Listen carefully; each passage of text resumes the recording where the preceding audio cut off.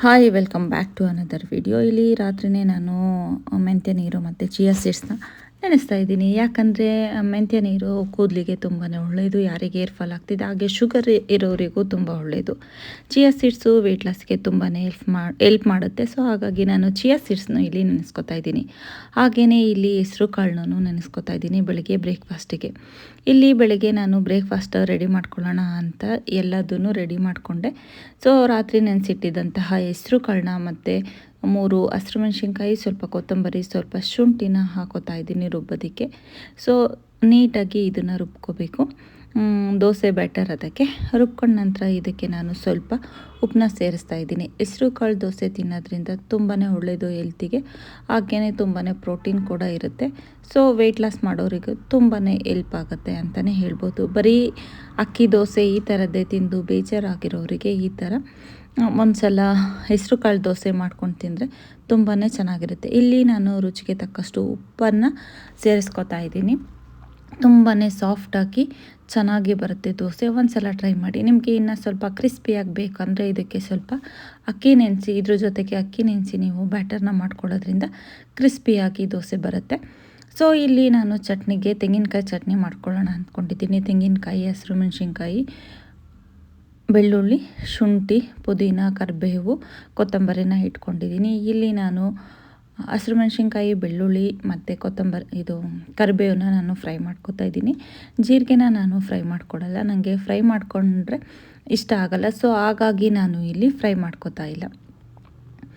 So ಇದು fry ಮಾಡ್ಕೊಂಡ ನಂತರ ಒಂದು ಮಿಕ್ಸಿ ಜಾರ್ ತೊಗೊಂಡು ಅದಕ್ಕೆ ಕಟ್ ಮಾಡ್ಕೊಂಡಿರೋ ಅಂಥ ಕಾಯಿ, ರೋಸ್ಟ್ ಮಾಡ್ಕೊಂಡಿರೋ ಅಂತಹ ಹಸಿರು ಮೆಣಸಿನ್ಕಾಯಿ, ಬೆಳ್ಳುಳ್ಳಿ ಮತ್ತು ಕರಿಬೇವನ್ನ ಸೇರಿಸ್ಕೊತಾ ಇದ್ದೀನಿ. ಹಾಗೆಯೇ ಅದಕ್ಕೆ ಸ್ವಲ್ಪ ಜೀರಿಗೆ, ಸ್ವಲ್ಪ ಕಡಲೆ, ಸ್ವಲ್ಪ ರುಚಿಗೆ ತಕ್ಕಷ್ಟು ಉಪ್ಪು. ಬೇಕಿದ್ದರೆ ನೀವು ಹುಣಸೆಹಣ್ಣು ಬೇಕಂದರೆ ಸ್ವಲ್ಪ ಹುಣಸೆಹಣ್ಣ ಸೇರಿಸ್ಕೋಬೋದು, ಆದರೆ ನಾನಿಲ್ಲಿ ಹುಣಸೆಹಣ್ಣ ಸೇರಿಸ್ಕೊತಿಲ್ಲ.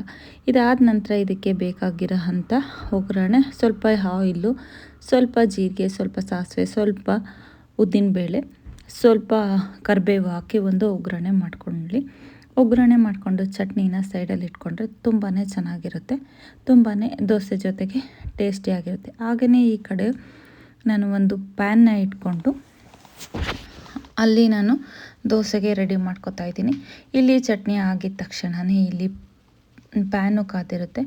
ಬಿಸಿ ಬಿಸಿ ದೋಸೆ ಹಾಕ್ಕೊಂಡು ತಿಂತಾಯಿದ್ರೆ, ಹಾಗೆ ಮನೆಯವರಿಗೂ ಕೊಡ್ತಾಯಿದ್ರೆ ತುಂಬಾ ಚೆನ್ನಾಗಿರುತ್ತೆ. ಸೊ ಹಾಗಾಗಿ ಬನ್ನಿ, ದೋಸೆ ಸ್ಟಾರ್ಟಿಂಗು ಬರಲ್ಲ. ಸೊ ಹಾಗಾಗಿ ಒಂದು ಆನಿಯನ್ನ ತಗೊಂಡು ಸ್ವಲ್ಪ ಆಯಿಲ್ ಹಾಕಿ ನಾವು ಇದಕ್ಕೆ ಅಪ್ಲೈ ಮಾಡೋದ್ರಿಂದ, ದೋಸೆ ಕಾವಲಿಗೆ ಅಪ್ಲೈ ಮಾಡೋದ್ರಿಂದ ತುಂಬಾ ಚೆನ್ನಾಗಿ ದೋಸೆ ಬರುತ್ತೆ. ನೀವು ಯಾವ ರೀತಿ ದೋಸೆ ಮಾಡ್ಕೋತೀರಾ ಅನ್ನೋದನ್ನು ನನಗೆ ಹೇಳಿ. ಯಾಕೆಂದರೆ ನಾನು 7 days 7 ದೋಸೆ ಚಾಲೆಂಜ್ ಮಾಡೋಣ ಅಂತ ಅಂದ್ಕೊಂಡಿದ್ದೀನಿ. ಯಾಕೆಂದರೆ ಇನ್ನು ಯಾವ್ಯಾವ ಥರ ಪ್ರೋಟೀನ್ ದೋಸೆಸ್ ಮಾಡ್ಕೋಬೋದು ಅನ್ನೋದನ್ನು ನಾನು ವಿಡಿಯೋ ಮಾಡೋಣ ಅಂತ ಅಂದ್ಕೊಂಡಿದ್ದೀನಿ. ಹೀಗೇ ಡೈಲಿ ಒಂದೊಂದು ರೆಸಿಪಿ ವಿಡಿಯೋ ಮಾಡ್ತಾ ಇರ್ತೀನಿ.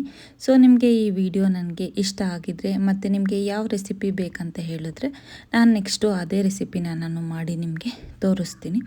ಸೊ ತುಂಬಾ ಚೆನ್ನಾಗಿ ದೋಸೆ ಬಂದಿದೆ, ನೀವು ನೋಡ್ತಾ ಇದ್ದೀರಾ. ಸೊ ಇದು ಅಷ್ಟು ಕ್ರಿಸ್ಪಿಯಾಗಿ ಬರಲ್ಲ, ಬರೀ ಹೆಸ್ರು ಕಾಳು ದೋಸೆನೇ ಆದರೆ ಕ್ರಿಸ್ಪಿಯಾಗಿ ಬರಲ್ಲ. ಸ್ವಲ್ಪ ನೀವು ಅಕ್ಕಿ ಸೇರಿಸ್ಕೊಂಡ್ರೆ ಕ್ರಿಸ್ಪಿಯಾಗಿ ಬರುತ್ತೆ. ಸೊ ಫೈನಲಿ ದೋಸೆ ರೆಡಿ ಆಯಿತು. ಈ ದೋಸೆ ಜೊತೆಗೆ ನಾವು ಮಾಡಿಟ್ಕೊಂಡಿರೋ ಅಂತಹ ಚಟ್ನಿನ ಹಾಕ್ಕೊಂಡು ತಿಂತಾಯಿದ್ರೆ ತುಂಬಾ ಚೆನ್ನಾಗಿರುತ್ತೆ. ಈ ವಿಡಿಯೋ ಇಷ್ಟ ಆಗಿದರೆ ನನ್ನ ಚಾನಲ್ನ ಸಬ್ಸ್ಕ್ರೈಬ್ ಮಾಡಿ, ಲೈಕ್ ಮಾಡಿ, ಶೇರ್ ಮಾಡಿ. ನೆಕ್ಸ್ಟು ಯಾವ ರೆಸಿಪಿ ಬೇಕಂತ ಕಮೆಂಟ್ ಮಾಡಿ ತಿಳಿಸಿ.